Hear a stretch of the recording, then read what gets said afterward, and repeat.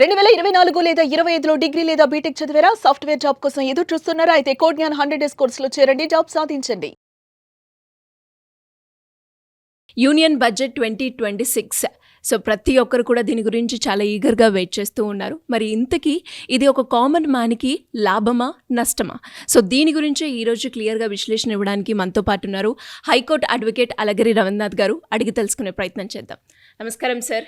నమస్తే అండి శ్రీ గారు. సో యూనియన్ బడ్జెట్ ఈ రోజు నిర్మలా సీతారామన్ గారు రిలీజ్ చేసిన బడ్జెట్ ఏదైతే ఉందో ఒక కామన్ మ్యాన్ మీద ఎలాంటి ప్రభావం చూపించే అవకాశం ఉందంటారు? అండ్ దీనివల్ల ఒక కామన్ మ్యాన్కి ఇది లాభాన్ని చేకూరుస్తుందా నష్టాన్ని చేకూరుస్తుందా సార్? ఎలా ఉంటుంది? ప్రతి ఏడాదిలాగానే ఈ ఏడాది కూడా కేంద్ర బడ్జెట్ నిర్మలా సీతారామన్ గారు ఆర్థిక శాఖ మంత్రి హోదాలో నిర్మలా సీతారామన్ గారు ఈరోజు పార్లమెంట్లో ప్రవేశపెట్టడం జరిగింది. ఆవిడకి ఇది బహుశా 9వ అనుకుంటాను. ఇప్పటికి 11 సార్లు కేంద్ర ప్రభుత్వం బడ్జెట్ ప్రవేశపెట్టడం జరిగింది. 2015 నుంచి కూడా బడ్జెట్ ప్రవేశపెడుతున్నారు. ఏ ఏడాదికి ఆ ఏడాదే కొత్త రకమైనటువంటి ఆశలతోటి కొన్ని రకాల ఎక్స్పెక్టేషన్స్ తోటి కూడా ప్రతి ఏడాది కూడా బడ్జెట్లో వస్తూ ఉంటాయి. ఈ ఏడాది కూడా భారీ అంచనాలతో అయితే నిర్మలా సీతారామన్ గారు ప్రవేశపెట్టడం జరిగింది. అయితే వికసిత భారత్ అని 2047 ఏదైతే ఉందో ఆ గమ్యానికి అనుగుణంగా ఆ నిర్దేశిత లక్ష్యాల్ని అందుకోవడానికి సూచనగా ఇప్పుడున్నటువంటి మార్పులన్నీ కనిపిస్తున్నాయని ఇది నా యొక్క అభిప్రాయం. ముఖ్యంగా కేంద్ర బడ్జెట్లో ప్రవేశపెట్టిన నిర్మలా సీతారామన్ గారు అన్ని యాంగిల్స్ని కూడా టచ్ చేశారని నేనైతే భావిస్తున్నాను. ఇందులో ప్రధానంగా నేను ఒక 7 కేటగిరీస్ని అయితే నేను డివిజన్ చేసుకున్నాను. ఒకటి విద్య, వైద్యము, రెండవది పరిశ్రమలు, 4వది వ్యాపారం, 5వది క్రీడలు, 6వది వ్యవసాయము, 7వది టూరిజం. ఈ 7 రంగాల మీదనే మ్యాక్సిమం ఫోకస్ అందగా ఉన్నట్టుగా నాకు అనిపించింది. మొత్తం బడ్జెట్ ప్రసంగం మొత్తం కూడా నేను చదివిన తర్వాత ఈ 7 కేటగిరీస్లో నేనైతే డివిజన్ చేయడం బాగుంటుంది అనుకుంటున్నాను. ముఖ్యంగా విద్య, వైద్యము, పరిశ్రమలు, టూరిజము, వ్యవసాయము, వీటన్నిటిని కూడా ఈ కేటగిరీస్ అన్నింటిలో కూడా ఈ మొత్తం 7 కేటగిరీస్ ఏదైతే ఇప్పుడు నేను మాట్లాడానో ఈ 7 కేటగిరీలో కూడా మహిళలకి అత్యున్నతమైనటువంటి ప్రాధాన్యత ఇస్తూ కూడా మహిళల్ని కూడా పారిశ్రామికవేత్తలుగా చేయాలనే సంకల్పంతో తన బడ్జెట్లో ఎక్కువ మొత్తంలో నిధులను కూడా కేటాయించడం జరిగింది. ఇప్పుడు నేను చెప్పే 7 కేటగిరీస్లో కూడా మహిళలకు మంచి ప్రాధాన్యత ఇవ్వడం జరిగింది. ఇంతకుముందు లఖ్పతి దీదీ అనేటువంటి పథకాన్ని గడిచిన ఏడాదిలో ప్రవేశపెట్టినప్పుడు ఎంతైతే కేటాయించారో దానికి మించి ఇప్పుడు కూడా దాన్ని ప్రవేశపెట్టడం జరిగింది లఖ్పతి దీదీకి ఉన్నటువంటిది. ఇంకొకటి ఇకపోతే మనం ఫస్ట్ పాయింట్ వైజ్ మొత్తం 7 పాయింట్స్గా మనం మాట్లాడుకున్నాం కాబట్టి ఒక్కో పాయింట్ని మనం విడివిడిగా మనం డిస్కస్ చేసుకునే ప్రయత్నం చేద్దాం. ముందుగా ఎడ్యుకేషన్కి భారీ స్థాయిలో నిధులను కూడా సమకూర్చడం జరిగింది. ఇంతకుముందు కేటాయిస్తున్న నిధులతో పోలిస్తే ఈ ఏడాది విద్య మీద మరికాస్త నిధులు కూడా కేటాయించడం జరిగింది. ఇంతకుముందు ఒక 25,000 కోట్ల రూపాయల వరకు చెల్లిస్తూ ఉంటే ఈ ఏడాది మాత్రం మరికాస్త 45 కోట్ల వరకు కూడా ఇచ్చినట్టుగా మనకు కనిపిస్తుంది ఈ యొక్క విద్య మీద. దీంట్లో కూడా బాలికల యొక్క విద్య మీద కాస్త ఫోకస్ పెట్టారు. ఇందులో భాగంగా ప్రతి జిల్లాకి కూడా ఒక ఉమెన్స్ హాస్టల్ని ఏర్పాటు చేయాలి ప్రతి జిల్లాలో అనేది కూడా ఒక ప్రధాన ఉద్దేశంతో కనిపిస్తుంది. ఇక ఈ విద్యను కూడా విదేశీ విద్యలు చదువుకోవడానికి వెళ్ళేవాళ్ళు అంటే ఎడ్యుకేషన్ పరంగా కానీ ఏదైనా పరంగా కానీ ఫారెన్ ఎడ్యుకేషన్ వెళ్ళేటప్పుడు వాళ్ళకు ఉన్నటువంటి టీడీఎస్ ఇప్పటిదాకా ఉన్నటువంటి టీడీఎస్ ఏదైతే 5% ఉందో దాన్ని 2% డిడక్షన్ చేయడం కూడా కొంతవరకు ఆశాభంగా ఉంటుంది. ఎడ్యుకేషన్ పాయింట్ ఆఫ్ వ్యూలో ఆ రకమైనటువంటి మార్పులు చేయడం కూడా జరిగింది విద్యకు సంబంధించి. ఇక రెండవది వైద్యం. మనం మాట్లాడుకోవాల్సింది వైద్యం ప్రధానమైన పాయింట్ చెప్పుకోవచ్చు. ఎందుకంటే డే బై డే మనం చూస్తున్నటువంటి డైలీ రొటీన్ లైఫ్లో ఈ వైద్యానికి ప్రతి వ్యక్తి సాధారణంగా కొన్ని లక్షల రూపాయలు ఖర్చు పెడుతున్నాడు. ఈ వైద్య విధానానికి వచ్చేసరికల్లా మందులు కానీ లేకపోతే వైద్య ప్రక్రియలో భాగంగా ట్రీట్మెంట్ కానీ చాలా కాస్ట్లీ అయిపోయింది ఈరోజు ఉన్నటువంటి విషయంలో. సో దీని మీద వైద్యం విషయంలో మాత్రం చాలా వరకు కొంత బడ్జెట్ని కేటాయించారు. ముఖ్యంగా ప్రాణాంతక వ్యాధులు క్యాన్సర్ అట్లాంటి మందులపైన ఉన్నటువంటి ఆ క్యాన్సర్ మందులపైన కూడా చాలా వరకు కూడా ధరలు తగ్గించడం ఇది కొంతవరకు కూడా ఆశావహంగానే ఉందని చెప్పుకోవచ్చు. ఇది కామన్ మ్యాన్ మీద కూడా దీని యొక్క ప్రభావం కూడా బాగానే ఉంటుంది. ఎందుకంటే రోజు రోజుకి చూసినట్లయితే గడిచిన 5 సంవత్సరాల నివేదికలో మనం చూసినట్లయితే ప్రతి ఏడాది కూడా క్యాన్సర్ పేషెంట్లు అటు మహిళలు కానివ్వండి పురుషులు కానివ్వండి క్యాన్సర్ పేషెంట్లు రోజు పెరుగుతుండటంతో క్యాన్సర్ సంబంధించినటువంటి మందుల విషయంలో మాత్రం చాలా వరకు తగ్గించడం జరిగింది. ఇది కాకుండా ఫార్మసీ రంగానికి కూడా కాస్త, ఎందుకంటే భారతదేశం అంటేనే ఫార్మసీ రంగానికి మెయిన్ క్యాపిటల్ ఆఫ్ ఇప్పుడు ఎలా అయితే సాఫ్ట్వేర్ రంగానికి అమెరికాలో చెప్తారో ఫార్మసీ రంగానికి ముఖ్యంగా భారతదేశం అనేది ఇండియా అనేది చాలా పెట్టిన పేరు. విషయం చాలామంది తెలుసు. కరోనా టైంలో ఈవెన్ పారాసెటమాల్స్ కూడా మనం ఇక్కడ నుంచి మనం ఎగుమతి చేసాం. అమెరికా లాంటి దేశాలకు కూడా అనేక దేశాలకు ఇక్కడ నుంచే మనం అందులో కూడా ఈ ఫార్మసీలో కూడా హైదరాబాద్ లాంటి ప్రాంతాలు అత్యధికంగా ఫార్మసీ రంగం మీద ఆధార ఆధారపడి ఉన్నటువంటి కొన్ని వేల లక్షల కుటుంబాలు ఉంటాయి. సో ఫార్మసీ రంగాన్ని కూడా ఊతమిస్తూ ముఖ్యంగా కామన్ మ్యాన్ విషయానికి వచ్చినట్లయితే ఈ ప్రాణాంతక వ్యాధుల యొక్క ఆ మెడిసిన్ ఖర్చుల యొక్క వాటిపైన ట్యాక్స్లు కూడా చాలా వరకు తగ్గించడం జరిగింది.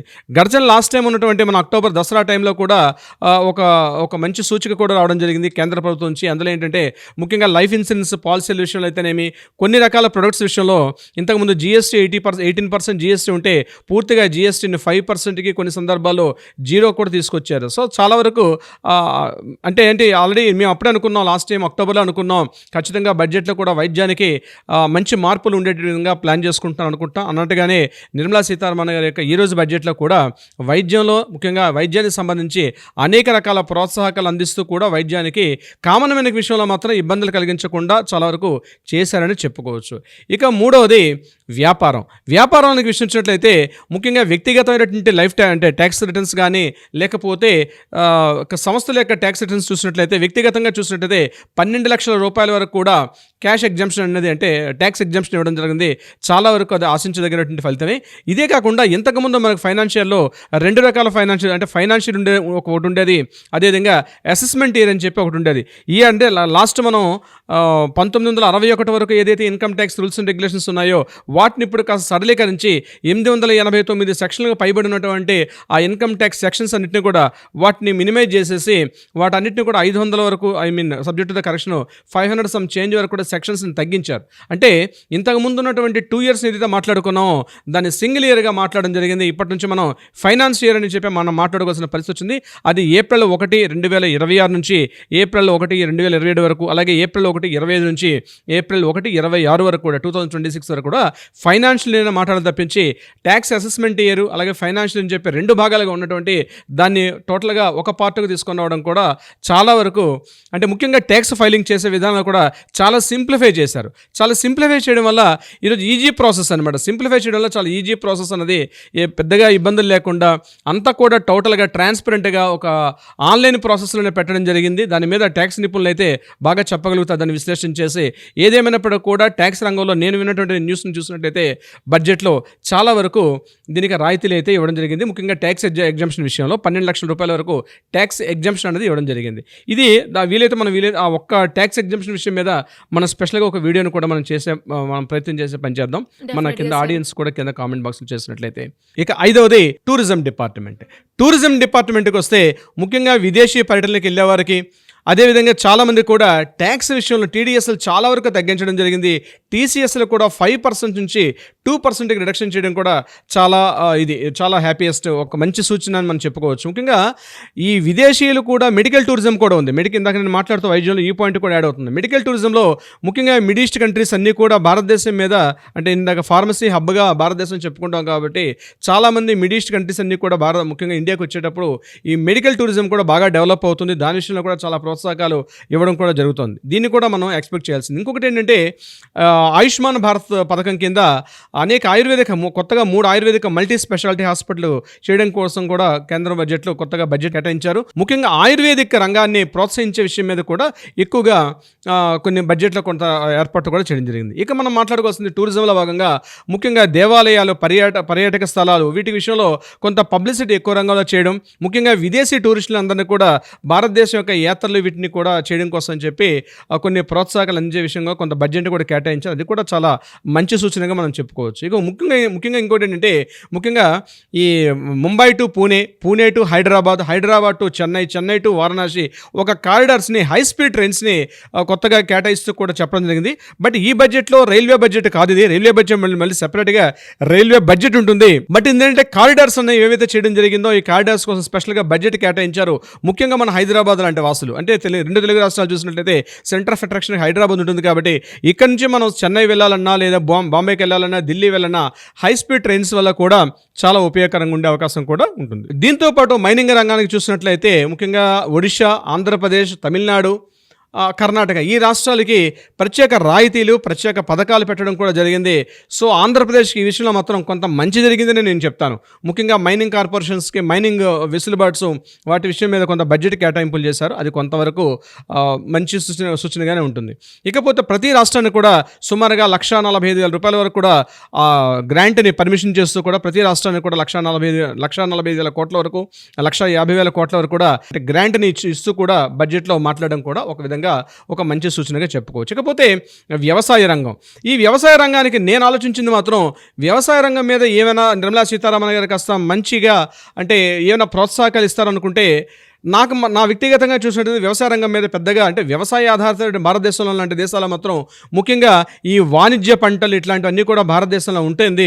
దానికి సంబంధించి వ్యవసాయ రంగం మీద అంటే ఇంతకు ముందు ఉన్నటువంటి 2015లో అయితే 25,000 కోట్లు మాత్రం ఉన్నటువంటి కాంగ్రెస్ బడ్జెట్లో ఇప్పుడు కాస్త 1,40,000 కోట్ల వరకు కూడా కేటాయిస్తున్నారు. కానీ అంటే రైతులకు డైరెక్ట్గా వాళ్ళ రుణమాఫీ పథకాలు కానీ లేకపోతే రైతులకు ప్రోత్సాహకాలు కానీ ఎరువుల సబ్సిడీలు కానీ ఎరువు డైరెక్ట్గా ఇవ్వడం విషయంలో కొంత ఉన్నప్పటికీ కూడా లాస్ట్ బడ్జెట్తో పోలిస్తే వ్యవసాయ రంగం మీద నేను చెప్పిన మిగతా రంగాల మీద ఉన్నటువంటి అంత ప్రోత్సాహకం మాత్రం వ్యవసాయ రంగం మీద ఉన్నట్టుగా తెలియలేదు. కానీ ఇందులో ప్రధానంగా అంటే ముఖ్యంగా జీడిపిక్కల ఫ్యాక్టరీలు అంటే జీడిపప్పు ఫ్యాక్టరీకి అంటే కమర్షియల్ ఉన్నటువంటి క్రాప్స్ ఇవన్నీ కూడా, అదేవిధంగా గంధపు చెట్ల మొక్కలకు కూడా గంధపు చెట్టు ప్లాంట్స్కి కూడా కొంతవరకు ప్రోత్సాహకాలు ఇవ్వడం జరిగింది. అంటే ఇవన్నీ కూడా ఈ క్రాప్ ఓరియంటేషన్ ఉన్నటువంటి అంటే కమర్షియల్ క్రాప్ ఉన్నటువంటి వీటికి మొత్తం కొంత ప్రోత్సాహకాలు ఇవ్వడం జరిగింది. బట్ అంతే తప్పించి ప్రధానంగా డైరెక్ట్గా వ్యవసాయ రంగాన్ని సూచిస్తూ కూడా పెద్దగా బడ్జెట్ చేస్తున్నటువంటి నాకైతే పెద్దగా పరిశీలించలేదు. సబ్జెక్టుగా మనం నెక్స్ట్ ఎపిసోడ్లో మనం పూర్తిగా చదివి ఇంకేమైనా ఎంతవరకు ఉన్నాయని చెప్పి కూడా మనం వీరైతే మరోసారి మనం మాట్లాడుకునే ప్రయత్నం చేద్దాం. అంటే ఇక క్రీడలు అనేది లాస్ట్ మీద మనం తీసుకున్నట్లయితే క్రీడల విషయంలో కూడా ఖేలో భారత్ అని చెప్పి కొత్తగా కేంద్ర ప్రభుత్వం తీసుకున్నటువంటి విధానాల్లో కూడా మహిళలకి స్త్రీలకు పురుషులకు కూడా ఈ క్రీడల మీద ప్రోత్సహించడం, అదేవిధంగా టీమిండియా చేసే విజయాల పట్ల కూడా నిర్మలా సీతారామన్ గారు పార్లమెంట్ యొక్క వేదిక సూచిగా ఆవిడ కూడా ఒక అభినందించే కార్యక్రమం కూడా చేశారు. క్రీడలకు కూడా ప్రోత్సాహాన్ని అందిస్తూ కూడా కొన్ని బడ్జెట్లో కొంత మొత్తాన్ని కూడా పెంచడం జరిగింది. సరే, ఇప్పుడు మీరు చెప్పినట్టుగా ఓవరాల్గా మనం చూసుకుంటే అంటే ఏ వస్తువుల ధరలు పెరుగుతాయి అంటారు, ఏ వస్తువుల ధరలు తగ్గుతాయి అంటారు? వెరీ ఇంట్రెస్టింగ్ క్వశ్చన్ సిరి గారు.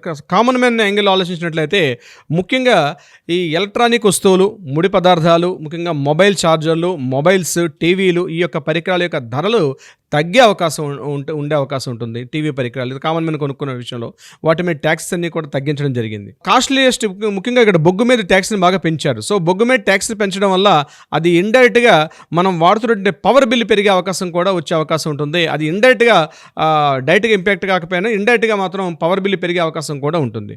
ఇది కాకుండా లెదర్ వస్తువులు, తోలులు అంటే తోలు బెల్ట్లు, చెప్పులు ఇట్లాంటి కాస్ట్ ఇవన్నీ కూడా పెరిగే అవకాశం ఉంటుంది. ఖచ్చితంగా అవి కొంత పెరిగే అవకాశం ఉంటుంది. ఇది కాకుండా ఈ సింథటిక్ ఐటమ్స్, కాస్మెటిక్ అంటే ముఖ్యంగా ఈ సౌందర్య సాధనాలు ఇవన్నీ కూడా కొంత 2% ఆఫ్ రేట్స్ కూడా పెరిగే అవకాశం కూడా ఉంది. ఇక దీంతో పాటు పెట్రోల్ డీజిల్ విషయంలో మాత్రం అది ఇంటర్నేషనల్ ట్రేడింగ్లో ఉంటుంది కాబట్టి డైరెక్ట్గా కేంద్ర ప్రభుత్వం బడ్జెట్లో అది ఎక్కడ సూచించరు. బట్ కొంత ఒడిదుడుకులు అయితే లోనవుతుంది. ఇంకొక ప్రధాన విషయం ఏంటంటే ఈ సిగరెట్లు, పొగాకు సంబంధించినటువంటి నికోటిన్ బేస్డ్ ప్రొడక్ట్స్ మాత్రం కొంత కాస్ట్లీస్ట్ అవుతుంది. అది ఉండడం కరెక్టే. ఇది కాకుండా లిక్కరు, మద్యం వీటికి సంబంధించిన విషయాలు కూడా కొంత కాస్ట్లీగా ఉండే అవకాశం కూడా ఉంటుంది. ఏదేమైనప్పటికీ కూడా కామన్ మ్యాన్ విషయంలో ఇది అద్భుతం అని చెప్పలేం, అలా అని చెప్పి పెద్దగా బాగాలేదని చెప్పుకోలేకుండా ఒక మోడరేట్గా ఉన్నటువంటి ఒక బడ్జెట్గానే మనం దీన్ని చూడవచ్చు తప్పించి మెయిన్ ఇప్పుడు నేను స్టార్టింగ్లో చెప్పినట్టుగా 2047 భారత లక్ష్యం కాబట్టి ఓవర్ నైట్ మిరాకిల్స్ అన్ని మనం ఎక్స్పెక్ట్ చేయలేం. కాబట్టి మెల్లగా భారతదేశంలో ఉంటే ప్రతి ఒక్క వ్యక్తికి కూడా కొంత డైరెక్ట్గా ఇండైరెక్ట్గా కొంత బరువు అయితే ఉంటుంది. ముఖ్యంగా ఈరోజు నేను ఆలోచించింది ఏంటంటే రిజర్వ్ బ్యాంక్ రేపు ఫిబ్రవరి 6వ తారీఖు నాడు కూడా రెపో రేట్ను మరోసారి సవరించే అవకాశం ఉంటుంది. ఎందుకంటే కేంద్ర బడ్జెట్ని బట్టి ఫిబ్రవరి 6న మళ్ళీ డేట్ వస్తుంది reserve bank. So repo rate ఏమైనా ఒక 0.25% కానీ తగ్గగలిగితే డెఫినెట్గా ఇంపాక్ట్ ఈఎంఐలు ఎవరైతే కడుతున్నారో ఎవ్రీ మంత్ హౌసింగ్ లోన్ కావచ్చు, లేకపోతే వెహికల్స్, డొమెస్టిక్ ఇవన్నీ వీటి మీద మాత్రం ఒక కొంత ఈఎంఐలు తగ్గే అవకాశం ఉందని చెప్పి ఎక్స్పెక్ట్ చేస్తున్నాం. బట్ ఈ బడ్జెట్ అది నిజంగా రిజర్వ్ బ్యాంక్ తీసుకున్న నిర్ణయాలకి ఇది ఉంటుందన్నది మనం 6న జరిగినటువంటి రిజర్వ్ బ్యాంక్ డెసిషన్స్ మీద మనం మాట్లాడుకుందాం, ప్రయత్నం చేద్దాం. ఇకపోతే మరికొంత బ్యాడ్ న్యూస్ ఏంటంటే మార్నింగ్ బడ్జెట్ ప్రవేశపెట్టే సందర్భంలో ఒక ఫ్లాట్గా స్టార్ట్ అయినటువంటి స్టాక్ మార్కెట్స్ అన్నీ కూడా ఎప్పుడైతే బైబ్యాక్లో ఉన్నటువంటి ఇన్వెస్టర్స్ అన్నింటిలో కూడా అక్కడ సిపి రేట్ అన్నది కాస్త ఎప్పుడైతే ట్యాక్స్ పెంచారో ఇమ్మీడియట్గా క్రాష్ అవ్వడం మొదలుపెట్టింది. ఒకసారి మార్కెట్ అక్కడి నుంచి క్రాష్ అవుతూ ఈరోజు నిఫ్టీ కూడా సుమారుగా నేను ఇప్పుడు మాట్లాడుతున్న సమయానికి 550 పాయింట్ల వరకు కూడా నిఫ్టీ లాస్ అయింది. అదేవిధంగా మనకి సెన్సెక్స్ కూడా 1305, 1310 పాయింట్ల వరకు కూడా సెన్సెక్స్ తగ్గడం కొంత క్రాష్ అయితే అయింది. అంటే మొదట్లో మాత్రం ఫ్లాట్గానే స్టార్ట్ అయింది. ఆల్రెడీ గడిచిన కొద్ది రోజులుగా గోల్డ్ విషయంలో కానీ సిల్వర్ విషయంలో ఒడిదుడుకులు ఎదుర్కొంటుంది బులియన్ మార్కెట్. సో ఈ ప్రత్యక్షంగా ఈ రోజు ఉన్నటువంటి బడ్జెట్ విషయంలో నిర్మలా సీతారామన్ గారు మాట్లాడుతూ ఎప్పుడైతే బైబ్యాక్ సిస్టంలో ఉన్నటువంటి రేట్ సిస్టంలో కాస్త ఎప్పుడైతే ట్యాక్స్ పెంచారో మార్కెట్ని క్లాష్ అయింది. స్టాక్ మార్కెట్ మనసం వీళ్ళు సండే అయినప్పుడు కూడా ప్రత్యేకంగా బడ్జెట్ కోసం చెప్పి వాళ్ళు ఓపెన్ చేసి ట్రేడింగ్ జరిగింది. బట్ ట్రేడింగ్లో మాత్రం ఈరోజు చాలా వరకు లాస్ అయిందనే మనం ఓవరాల్గా చెప్పుకోవచ్చు. Siri garu, anyways great information sir. Thank you so much. Thank you so much Siri గారు.